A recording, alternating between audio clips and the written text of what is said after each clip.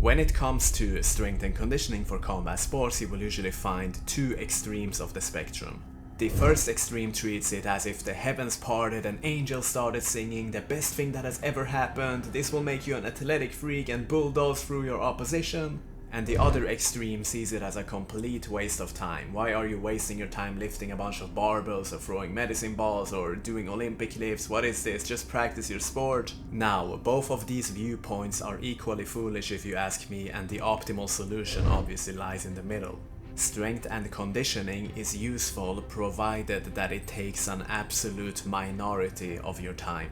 If you are lifting 2 times per week with 45-minute sessions each, let's say a total body format, that will be a fraction of your time and you will get the highest return on investment. If you are a boxer or a wrestler lifting 6 times per week, 3 hours per session, including a Christmas tree of warm-up exercises, a bunch of rubber bands that you activate one muscle and another rubber band for another muscle, 5 compound lifts, 20 accessory exercises, and if you think that this is going to make you a better fighter, that you are going to outmaneuver more skilled opponents, you are out of your mind. Lifting is useful, but people have this irrational expectation that you can go from a non-freak to a freak by a training intervention.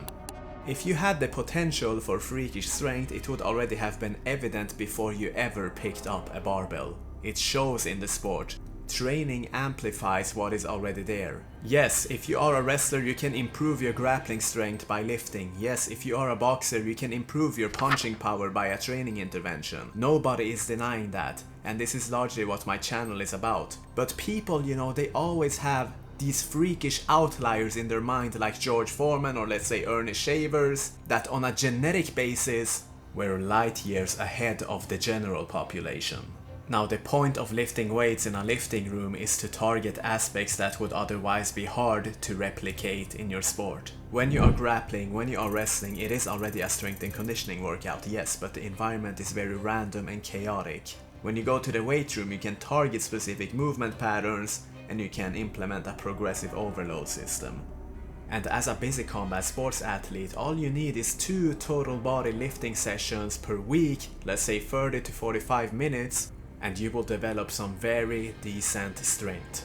The way you as a combat sports athlete approach strength training is very different from how a, let's say, powerlifter or a strongman would. Of course, you will all be doing the similar stuff, you will all be doing pushing or pulling or deadlifting, whatever the case might be, but for the most part the differentiating factor will be the volume and just load management in general. You cannot go all out in your strength training session in the morning and then go to your wrestling session because you will be trashed, you will not be able to wrestle properly. You cannot always be doing 5 sets of 5 reps at let's say 80% of your 1 repetition maximum. Sometimes, I kid you not, I have programmed 1 set on the compound lifts for some of my athletes in times where they are very fatigued. And it might seem very phony going to a lifting session just to do 1 set each on each compound exercise, but it is actually a stimulus and it does make a difference.